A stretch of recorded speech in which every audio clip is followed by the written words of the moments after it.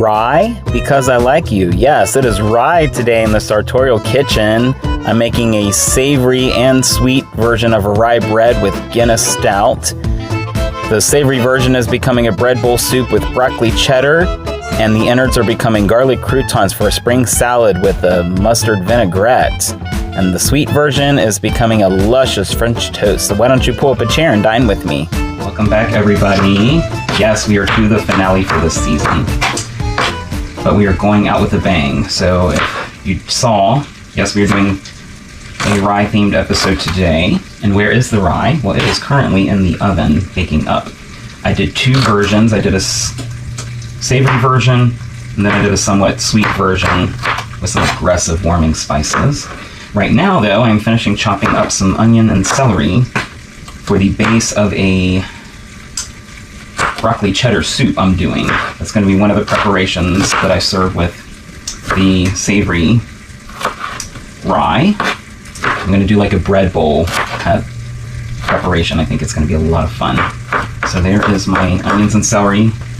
I just did a dice on both of those. And then in my skillet here, I've already got a few tablespoons of oil and a few tablespoons of butter, because that's right, butter gives us all that flavor, and oil gives us that burning temperature. Just kind of slide that around, let it get coated and all that loveliness. To that, we begin our seasoning. Generous amount of salt, about 1.5 teaspoons. And about 1/3 teaspoon of pepper. And this soup can have lots of flavor. I'm going to go ahead and come in here with my spoon, give that a little stir. The salt's going to break down these veggies and help them tenderize quicker, and also give us lots of flavor. And while this reduces, I will show you how I prepared the bread. For my Guinness rye, it's 3 cups of wheat flour, a generous teaspoon of salt, 2 teaspoons of baking soda, a teaspoon of baking powder, and to give it that savory note, a teaspoon each of granulated onion and garlic, and then sift those ingredients together until they're well combined. Then I also added a 1/4 cup of oats and a 1/4 cup of brown sugar to give it a little character. And for our wet ingredients, a 1/2 stick of butter, a 1/2 cup of buttermilk, and a 12-ounce container of Guinness stout, but you can use any stout you like. Then I just fold those ingredients until they come together to make a nice dough. For the sweet bread, I swapped out the onion and garlic for a teaspoon of cinnamon and a 1/2 teaspoon of nutmeg, ginger, and clove. I also added some orange zest and some vanilla to give it a little character, and then I topped them all with oats, and the savory I topped with sesame for a little more texture and flavor. Then those went into my oven at 450 degrees for about 40 to 45 minutes until a toothpick comes out clean, and then set them to cool on a wire rack. Oh yes, those onions are gorgeous, and the celery, they smell amazing. Lots of nice color there too. So I'm going to come in here with a generous tablespoon of garlic. I want some of that garlic oil because that's where all the flavor is. That I always add last because it's minced finely and it will burn if it cooks too long. It really just takes about a minute. And this is just a basic flavor base for just about any soup. Onion, celery, and garlic. Now we're ready to come in here and get our broccoli. So this is frozen broccoli that I have just let defrost. I like this because it's already been kind of blanched and prepared. So it's kind of ready to go. But I am going to kind of chop up any of these big pieces because we're going to be pureeing this shortly. And have an easier time getting it chopped up. So just in large pieces, we can kind of slice in half like that. A lot of it's already stems and bits, so you can just kind of dump that in. All right, we're just going to give this a little stir, and we can turn that down some. And I think I'm going to add a little more oil. This is kind of dried up on me just a smidge. And I think just a teensy bit more butter. I want this to be nice and luscious and rich. I'm going to come in here with a little more salt. About another half teaspoon of salt. And about a quarter teaspoon of pepper. We don't need too much more salt at this point because we're going to be stretching this out with some chicken stock, which I've got warming up here in my saucepan. That's going to add a lot of sodium, so we can be careful there with how much more salt we add, but I think that's good on the butter and the oil. So we're going to make a bit of a roux here. This is going to help really thicken our soup up nicely. So I got some more of my wheat flour, and then I'm just going to come in here with a couple generous tablespoons of that. And I don't want the flour to burn, so we're just going to come in here vigorously and stir this. And I just want to I might add just a little more. I want to make sure all the veggies get coated in my flour here. And then what's going to happen is that butter and flour kind of makes a paste. And then when we add our stock, it won't get thinned out too much. It'll become nice and thick and luscious. And this does not take long at all.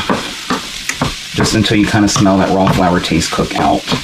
You don't want to burn it. The burnt flour will ruin the flavor of the soup. And this already smells really good. The onions, the broccoli, the garlic. All right, I think we're pretty good to go there. So I'm just going to start layering in my broth, and then we can turn this down some. And we'll take that off the heat. And then just come in here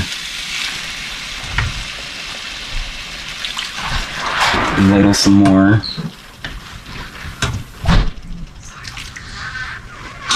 And I'm just gonna go ahead and pour all of that in. It's about 2 small cans of stock.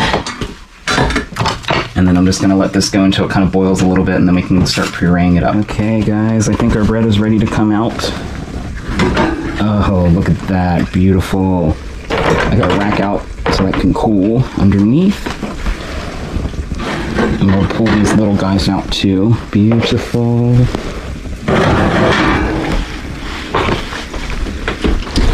Then I just want to come in here with a toothpick and check to see that it's cooked through. Just get down in there. Toothpick should come out clean. And it does. You can also tell it's nice and solid. It doesn't jiggle at all. That's going to be so good. Okay, so the 2 other loaves I'm letting cool in the other room because I don't need them until later. This soup, though, is just about ready to puree. And I didn't show you guys, but I did add a nice big sprig of thyme to this to give it some extra flavor. And a few bay leaves. I don't want to puree those up. They're not going to be too fun there. Make sure I've gotten all the leaves and stems out of here, and yes I have. So we're going to go ahead and start pureeing this baby up. So I have my immersion blender again, one of my favorite tools. Then I don't have to break out a food processor or the blender. I'm going to turn this down to low. And literally just come in here and just give it a push. Press down until we get it all pureed. And it's nice and thick from that roux that we made with the wheat flour. I've never done roux with wheat flour, so I'm curious to see how it's going to affect the flavor of this. I don't want to puree it too hard. I want it to have a little texture to it still. I just want these big pieces to be kind of molded up. I think that's pretty good. I can get rid of this guy. I'm going to turn back to my spoon. Oh yeah, that looks good. We still got a little bit of chunks in there, but it's nice and smooth. So to finish this baby off, the rest of my buttermilk, and then I stretch that out with just a little white milk. It's going to get nice and rich and creamy, and I think that buttermilk is just going to add a nice little tang to kind of cut through the richness of everything. Oh yeah, we just get a nice, lovely, creamy soup, and we can leave that on a low simmer. Now, we cannot have broccoli cheese soup without cheese, so I've got some grated parm here. I'm going to throw about half of that in, and some more of my white Irish cheddar that I used on another episode. And then we're just going to grate this right in. We can save a little to top ours with. Of course, you can never have too much cheese, but I think that looks good. And we'll just stir that in one last time. And I think that is just about ready to plate up. I'm going to give it a little taste first.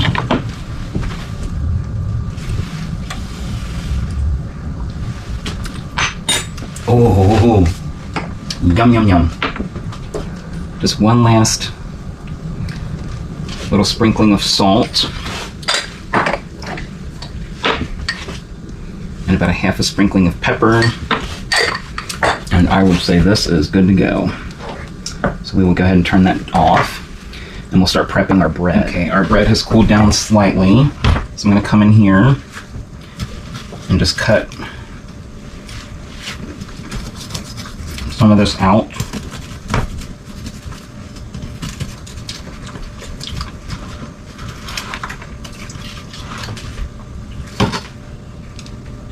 And look at that, nice and thick and rich. So I'm going to scoop some of this out of the middle to create our bowl for the soup. And I want to leave just a little bit of a well here so our soup doesn't leak out. And while it continues to simmer on low, I'm going to chop this bread up because it's going to become croutons for a salad I'm serving this with. So I'm just going to come in here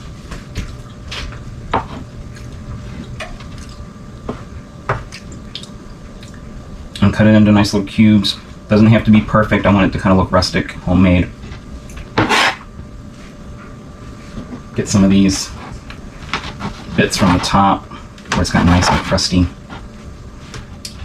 And this here maybe. And I think that should be good. The rest we can kind of snack on later. Yes, I've got a little skillet here going with some butter and some oil. And I'm just going to lightly drop those in. I don't want to overcrowd this so it actually fries in that steam. So I'll start with that first batch, and then we'll be ready to do the second. Okay, while those croutons continue to cook down, we're going to start on our dressing for the salad. So I got some Dijon here. About a teaspoon and a half, not too much because it's very strong. And I like my dressings to be a little sweet, so I've got some honey here. We're going to do about we'll do a couple tablespoons of that. Of course, some olive oil.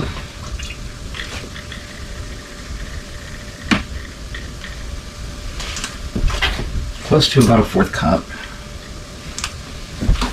And then for our acid, a little apple cider vinegar, because I thought that would play nice with the sweetness of the honey. And about just a few tablespoons of that. And then just a little salt. About a teaspoon. About half a teaspoon of pepper. And then some more of my Parmesan here. And then we'll come in here with a whisk and stir that up. The mustard emulsifies this and allows it to become a more of a thicker dressing alongside the honey. And I always do the dressings first because then you can throw all your salad fixings into this and then just toss it up and it's good to go. We'll give this a little taste.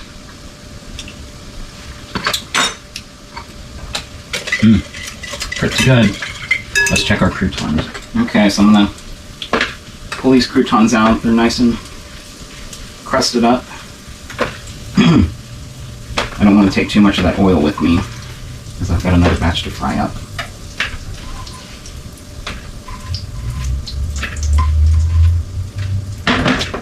And I'll go ahead and put those in now.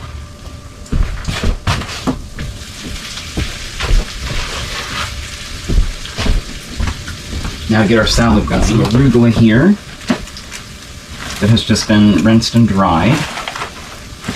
And I don't think I need this whole container. About half should do. I like it because it's nice and peppery and gives a little bit different texture than like a regular fid lettuce. Some bacon from my brunch that I've just chopped up. I thought it would be a nice savory component. And then I've got an apple here that I am just going to kind of shave down into the salad. So we'll get nice little shreds. And there's acid in the dressing, so that'll keep the apples from turning brown on us. And this is just a leftover Granny Smith apple that I did not use when I made my Dutch baby. And not too far in because we don't want to get that core. That's not too appetizing. But that should be good there. And then we'll come in here with our tongs and just kind of toss all this together. I want to make sure everything gets coated in that lovely dressing and kind of break up those apple pieces so they're not all clumped together. All right, that looks good. Okay, I am ready to dish up my soup now. I'm just going to get a nice generous ladle full of this. Just fill it all the way up. Beautiful. And I think I want a little more cheese on this. Yum. We'll take our croutons off the heat. I've got a little mixing bowl here. So I'm going to come in with just a little garlic salt. And some more parm. And just kind of toss those together. That's going to flavor these into nice little croutons. And I will get a plate for our salad.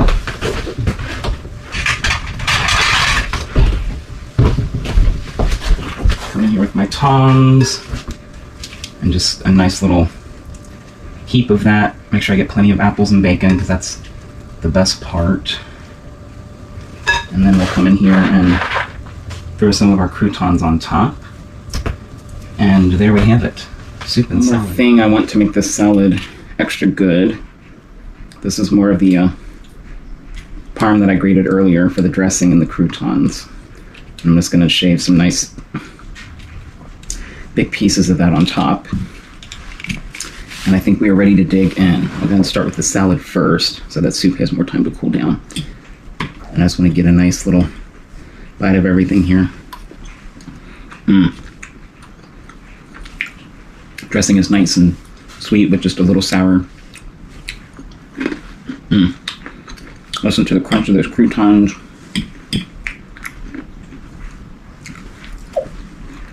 The arugula is nice and peppery. That's really good, guys. Nice and filling and refreshing. And for the soup, yes, this is a lot of soup. So I just like to kind of come in at the side and pull a little of that bread in here. Just kind of mush it into the soup. Yes. Nice and creamy. And a lot of good flavor from the broccoli and the thyme and the bay leaf I get. Still a little bit of texture from the veggies. I didn't puree it all the way. Just the right amount of salt and pepper. This is a meal in itself. But I do have one more preparation I want to show you guys, so don't go anywhere. Well, guys, I am stuffed. That soup was amazing and the salad. But I do have one more preparation, so I want to see how my sweet rye turned out. Oh, beautiful. That's why we grease our pan. That came right out. And it's nice and thick and hearty. And then I'm just going to come in here with a knife and just slice that into nice little wedges. We don't want to press, we want to saw with the knife. So we're not compressing the bread, we're actually slicing it into nice little sized loaves.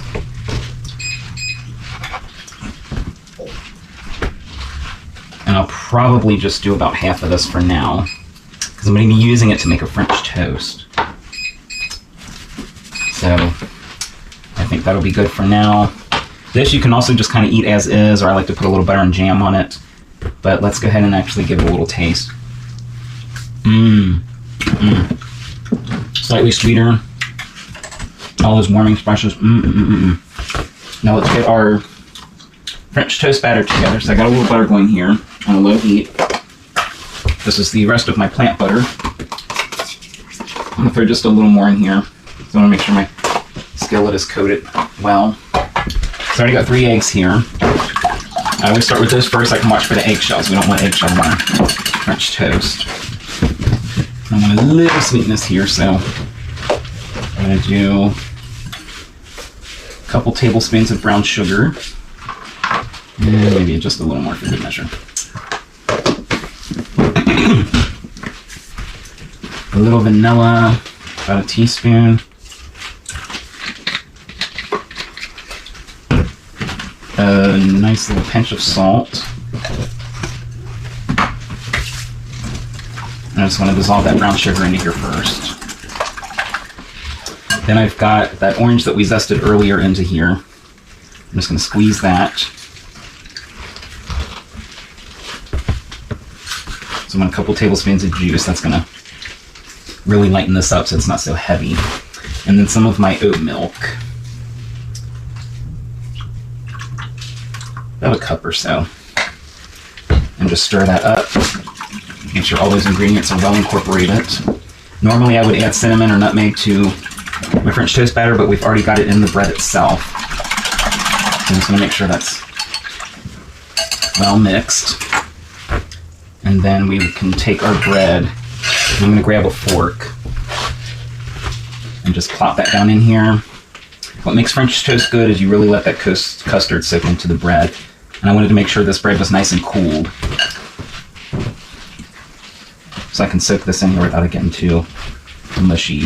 And then we'll just take that and transfer that over to our skillet and just let it cook in that butter.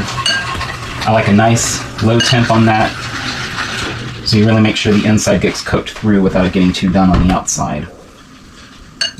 And that looks good there.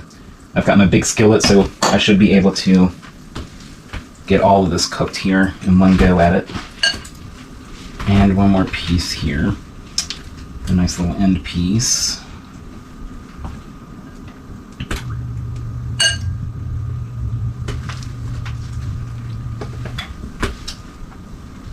And I think I do have room for this guy here.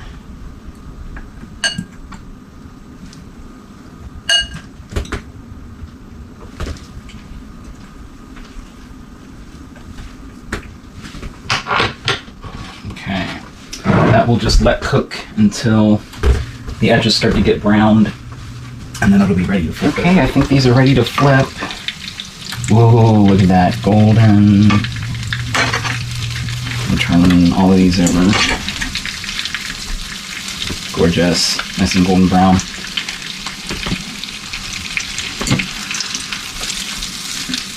Beautiful. So that was just a few minutes on the first side, and then it's going to go for another couple minutes or so on this side, and we will be ready to eat up. Alright, I think our French toast is ready to come out now. I'm going to turn the skillet off. I want this nice heel piece. That's always my favorite piece. And this other piece looks pretty good. And I think since it's just me, 2 pieces is good. I'll set that off to the side. I like a little butter with my French toast. And this is more of that plant butter. I'm just going to dollop a little of that on each piece. Some more of my real maple syrup that I showed you guys last time. Just a nice little drizzle. And because I want people to know that it's got orange in it, I'm going to zest just a little of this orange on top.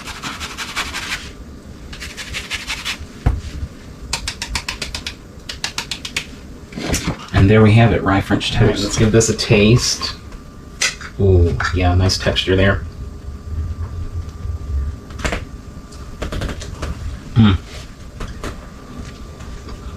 Oh yeah, nice and buttery. I tell you what, that pump butter really has a lot of flavor. And the outside's nice and crisp, but then it's nice and soft and mush on the inside. I get all those warming spices. Of course, I get the orange. The real maple syrup makes a difference compared to that pancake breakfast stuff. So good. Well, it's been an exciting season, guys. I thank you for joining me as always. Like and subscribe, hit me up in the comment section. And until next time, bye.